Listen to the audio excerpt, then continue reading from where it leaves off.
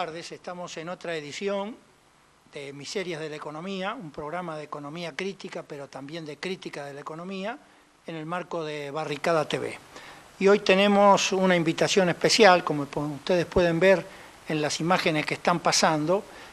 Son numerosas imágenes de distintas movilizaciones y actuaciones sociales en distintos países y también en varios continentes. Es decir, nosotros hemos hablado acá en el marco de este programa sobre las condiciones que hacen a la crisis económica del sistema del capital, hemos visto en algunos momentos ciertas reacciones, hemos tratado de analizar cuáles son los elementos comunes que hay tanto en la situación en Estados Unidos como en Europa. Cuando fue el movimiento en el Magreb africano hemos tratado de analizar las condiciones económicas, pero nunca hemos hecho un intento de tener una visión de todo este fenómeno social que está sucediendo y ver cuál es el hilo conductor, qué es lo que conduce movilizaciones en España y en Israel, en el Magreb africano y en Portugal, los trabajadores en Wisconsin, lo que está sucediendo en Grecia, en España, etcétera, ¿no? Y para eso tenemos un invitado de lujo para este programa, que es Guillermo Almeida, historiador, periodista, columnista permanente de La Jornada de México, habitual colaborador de numerosos periódicos y revistas de la zona. De la zona me refiero a la región, no solo de Argentina, sino también de América Latina y de algún que otro país europeo. Es máster en Ciencias Sociales de la Universidad Autónoma de México de Xochimilco y también forma parte de CLACSO, el Consejo Latinoamericano de Ciencias Sociales. Así que, señor director, vamos a un corte y ya comenzamos nuestra entrevista con el invitado del día.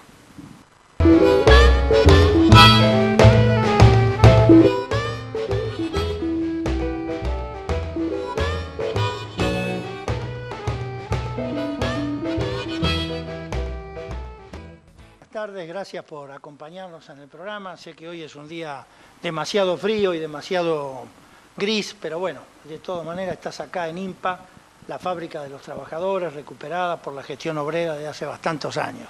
Y estamos en un ambiente especial que no es el mismo de siempre. Para nuestros televidentes convendría decir que aparte de todos los títulos que acabo de mencionar de Guillermo, Guillermo Almeida es por sobre todo un ciudadano del mundo, un militante del mundo, ¿no?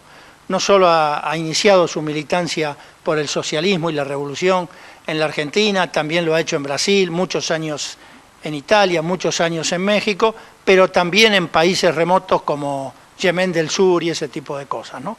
Bueno, y en las imágenes que estábamos viendo, esa serie de imágenes terminaban con los sucesos que están sucediendo hoy en Libia. Entonces me parece que es inevitable. ¿Cómo ves hoy la situación en Libia? ¿Qué está pasando ahí? Y sobre todo, ¿qué es lo que está en juego en la Libia de estos días? Mira, yo estuve en Libia al comienzo de la revolución. El joven teniente entonces, Gaddafi, me recibió en un cuartel en una tienda de beduinos. Todavía tenía gente a su alrededor que era nazarista, era la época de Nasser, incluso marxista. Eso los barrios de entrada, porque era un antiimperialista, nacionalizó las bases yanqui e inglesa, pero era violentamente anticomunista y fundamentalista islámico. Entonces, de entrada nomás empezó a barrer a todos los que habían participado en la revolución, que eran más avanzados. Después hizo unos cuantos años de actividad muy ambigua, como por ejemplo cuando les recomendó a los palestinos sitiados en Beirut por el ejército Israel que se suicidaran, todos con la rafata a la cabeza. Una actividad sumamente ambigua, pero en general antiimperialista. Hasta que inmediatamente después del bombardeo, donde le mataron a la hija en los años 80, viró viró hacia la derecha rápidamente, entregó a gente que según él era terrorista, echó a los palestinos a pie hasta Palestina, váyanse, 10.000, y se hizo gran capitalista, hasta dueño en parte del Club Juventus. Todo eso se acentuó después de la caída de la Unión Soviética, ¿no? Poco antes. Poco antes, ya. Un poco antes, inmediatamente que le bombardearon Trípoli. Libia es un país muy raro, porque es un país que no es un país desde siempre. Está muy dividido, el desierto, el Fezzan, es una cosa, es una influencia del interior de África, son negros para empezar. La Cirenaica fue en la historia antigua colonia griega, mientras que la Tripolitania era colonia cartaginesa. Cartago estaba en Túnez. No tenía nada que ver, se hacían la guerra desde hace 2000 años, están haciendo la guerra. Y el país es un país de tribus. Son 850 tribus, de las cuales 7 son importantes. Una guarala está en todo el país, pero las otras no. La de Gaddafi está cerca de Trípoli y es la tercera en orden de importancia. Y Gaddafi en realidad gobernó siempre, con su tribu y con otra tribu más. De la otra tribu pequeña salían los oficiales de aviación y de su tribu salían funcionarios. Es decir, funcionó con una base tribal. Nunca hubo una verdadera nación libia, ¿no? Entonces, para mantener bien al sector que lo apoyaba, les daba casas gratuitas, electricidad gratuita. Trípoli es una cosa, Bengasi y las otras ciudades del interior son otras, ¿no?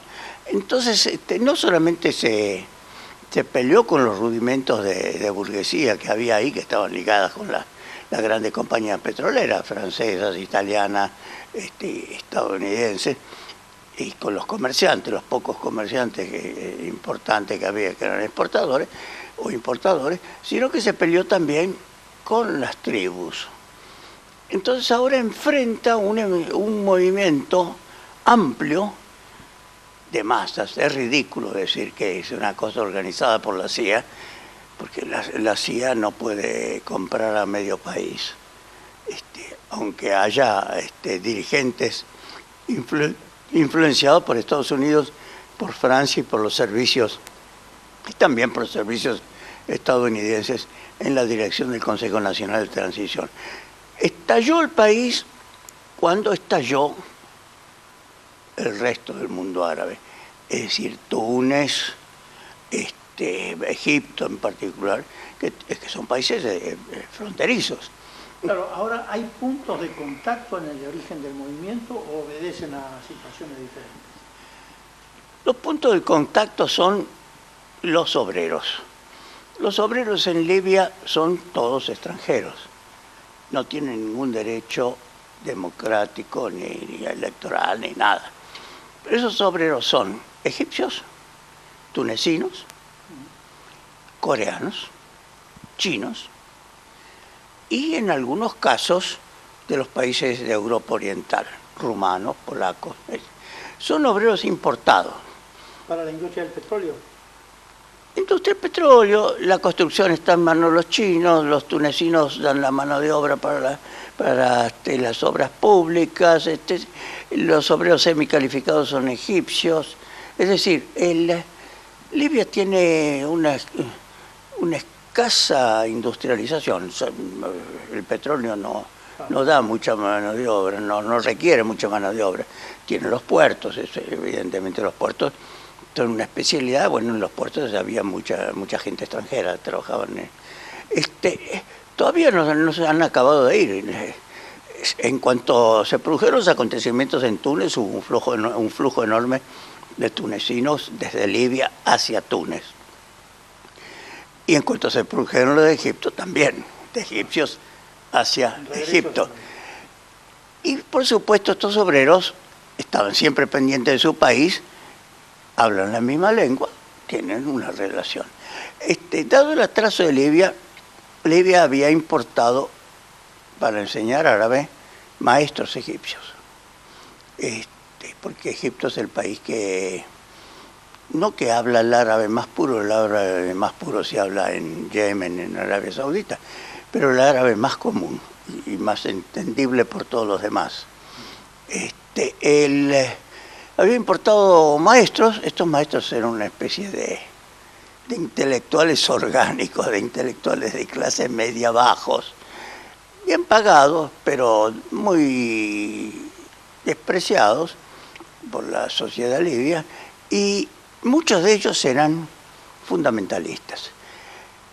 La resistencia libia contra los italianos, porque Libia fue colonia italiana, se hizo sobre todo con la base de una secta guerrera y fundamentalista, la secta de los Senussi. El rey era Senussi. Esta secta fundamentalista, en nombre del Islam, quería echar a los colonialistas, que además eran cristianos, no eran islamistas. Entonces, esa secta tiene un peso muy grande, y por consiguiente la monarquía y las tribus que pertenecen a eso, en la zona oriental, es decir, en Bengasi, en la Cirenaica. Los italianos desarrollaron un poquito Trípoli. Los italianos vivían sobre lo que ellos decían que era una caja de arena. No se daban cuenta que debajo de la caja de arena había petróleo, ¿no?